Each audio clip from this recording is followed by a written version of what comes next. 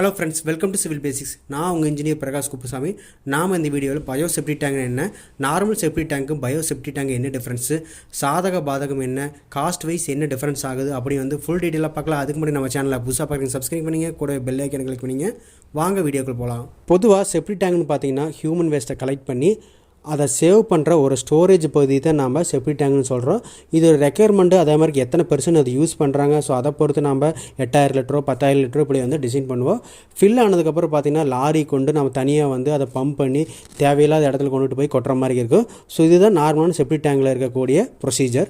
Bio செப்டி tank பார்த்திங்கன்னா நார்மலான செப்டி tank மாதிரி இருக்கும். நார்மலான செப்டி டேங்கில் ஃபில் ஆனதுக்கப்புறம் நம்ம ஸ்லட்ஜை ரிமூவ் பண்ணணும். பட் பயோ செப்டி டேங்க் நம்ம அந்த ஸ்லட்ஜை ரிமூவ் பண்ண தேவையில்லை.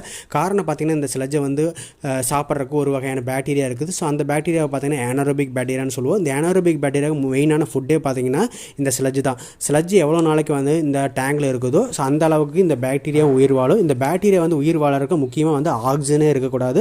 ஸோ அதே சமயத்தில் சூரிய வெளிச்சம் பட்டாலுமே இந்த ஏனரோபிக் பேக்டீரியா இறந்துடும். ஸோ நம்ம எவ்வளோ நாள் கண்டினியூஸாக நம்ம இந்த டாய்லெட் யூஸ் பண்ணுறோமோ அந்த அளவுக்கு நல்லா ஃபங்க்ஷன் ஆகும். நம்மளுக்கு சுத்தமான தண்ணி மட்டும் வெளியில் வந்துட்டு இருக்குது. ஸ்லட்ஜை நம்ம ரிமூவ் பண்ண தேவையில்லை. ஸோ இந்த மாதிரி வரக்கூடிய தண்ணி பார்த்திங்கன்னா நம்மளுடைய நிலத்தடியை பாதிக்காது. நார்மலான செப்டி டேங்க் இருக்கக்கூடிய தண்ணி பார்த்திங்கன்னா நம்ம ஸ்டோர் பண்ணி வைக்கிறப்போ, அதாவது ஸ்லட்ஜோட ஸ்டோர் பண்ணி வைக்கிறப்போ எல்லாமே பார்த்திங்கன்னா கிரவுண்ட் வாட்டர் புல்யூட் பண்ணுறதுக்கு சான்ஸ் இருக்குது. பட் இந்த மாதிரிக்கு நம்ம பயோ செப்டி டேங்க் யூஸ் பண்ணுறதுனால சுத்தமான தண்ணி தான் வெளியில் வருது. ஸோ அதனால் கிரவுண்ட் வாட்டர் டேபிள் பெருசாக அஃபெக்ட் ஆகாது. ஸோ அடுத்து பார்த்திங்கன்னா இந்த பயோ செப்டி டேங்க் எப்படி ஒர்க் ஆகுதுன்னு பார்த்தலாம். நார்மலாக வாட்டர் க்ளோசட்ஸ்லேருந்து வரக்கூடிய தண்ணிகள் எல்லாமே இந்த பயோ செப்டி டேங்க் இருக்கிற ஒரு போர்ஷனுக்கு போகும். ஸோ இது பார்த்திங்கன்னா நார்மலான ஸ்டோரேஜ் பார்ட் மாட்டிக்கும். இந்த ஸ்டோரேஜ் பார்ட்டில் நம்மளுடைய ஏனாரோபிக் பேக்டீரியா விடுறப்போ இந்த ஏனாரோபிக் பேக்டீரியா அந்த ஹியூமன் வேஸ்ட்டில் இருக்கக்கூடிய ஸ்லட்ஜ் எல்லாமே சாப்பிட்டுட்டு நம்மளுக்கு தண்ணியை மட்டும் அவுட்புட்டாக தரும். இந்த பயோ செப்டி டேங்க் இருக்கிற ஸ்டோரேஜ் பார்ட்டுக்கு பக்கத்துலேயே வெளிவரக்கூடிய தண்ணியை பார்த்தீங்கன்னா ரிமூவ் பண்ணுறதுக்கு எவாப்ரேஷன் டேங்க்னு சில இடத்துல யூஸ் பண்ணுறாங்க. இந்த எவாப்ரேஷன் டேங்குடைய மெயின் ஃபங்க்ஷன் பார்த்தீங்கன்னா வெளிவரக்கூடிய தண்ணி ஆவியாக மாற்றி தந்துடும். எனக்கு தண்ணி ஆவியாக மாற்ற வேண்டாம் அப்படிங்கிறப்ப நம்ம டைரெக்டாகவே கிரவுண்டில் இந்த தண்ணியை விட்டுறலாம். பயோ செப்டி டேங்கை பொறுத்த வரைக்கும் பொதுவான அகலம் நீளம் எதுவுமே இல்லை.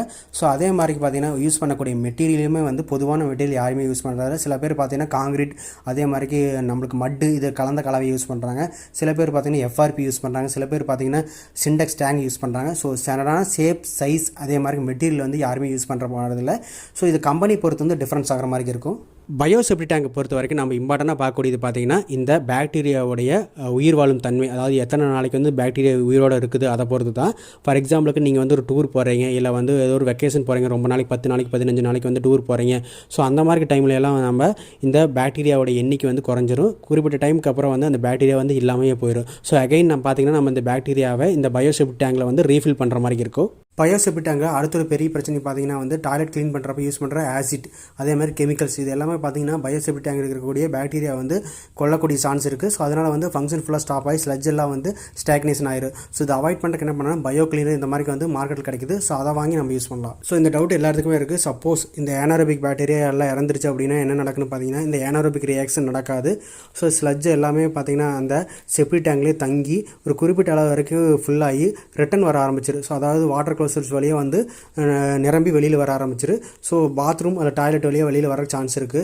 ஸோ அதனால் நம்ம எப்பவுமே அந்த பாக்டீரியா இறக்காமல் பார்த்துக்கிறது நல்லது. கண்டினியூஸாக ஒரு 15 நாளுக்கு மேலே நம்ம யூஸ் பண்ணாமல் விட்டுட்டா என்ன பண்ணலாம்னா ரீஃபில் பேக் தனியாக மார்க்கெட்டில் கிடைக்குது. இது பார்த்திங்கன்னா 50 கிராம் 100 கிராம் இப்படி கிடைக்குது. ஸோ இதை தேவையான ப்ரப்போர்ஷனில் வாட்டர் கூட மிக்ஸ் பண்ணி நம்ம கூல் மாதிரி சேர்ந்து வாட்டர் க்ளோசட்ஸ் வழியாக ஊற்றுறப்போ அகைன் அந்த க்ரோத் ஆகிரும். அதாவது பாக்டீரியா அகைன் க்ரோத் ஆகி ஸோ அதை ஃபுட்டை எடுத்துக்க ஆரம்பிச்சிரு. ஸோ நம்மளுக்கு ஃபங்க்ஷன் ப்ராப்பராக நடக்கும். சில பேர்த்துக்கு பார்த்திங்கன்னா இந்த டவுட் இருக்குது, ஆல்ரெடி கட்டிக்கிற செப்டி டேங்கை நம்ம பயோ செப்டி டேங்காக மாற்றலாமான்னு. கண்டிப்பாக மாற்றலாம். எப்படி மாற்றலாம்னா நீங்கள் ஏனாரோபிக் பாக்டீரியாவை இந்த செப்டி டேங்கை விட்டுறலாம். ஸோ பக்கத்தில் நீங்கள் இன்னொரு எவாப்ரேஷன் டேங்கை கட்டுற மாதிரி இருக்கும். ஸோ அடுத்து முக்கியமானது பார்த்திங்கன்னா காஸ்ட்டு.